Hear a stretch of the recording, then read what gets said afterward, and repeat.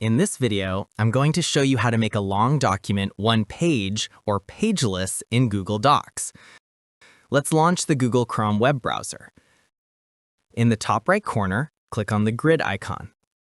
In the drop-down menu, click on Docs. Let's open a document from here. You can see that my document is divided into 2 pages. Suppose I want to remove this page setup. Making a Google Docs document pageless is useful when you want a more flexible and modern editing experience that isn't limited by traditional page layouts. In pageless mode, content flows continuously without page breaks, making it easier to focus on writing, reading, and collaborating, especially for online documents, reports, or notes that won't be printed.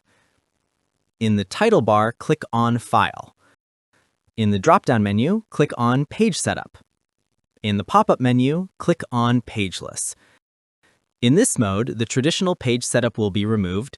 Here, you will see a large canvas. You can also change the color of your canvas. I will leave it as it is and click on OK. Here you can see that my document is now one large canvas.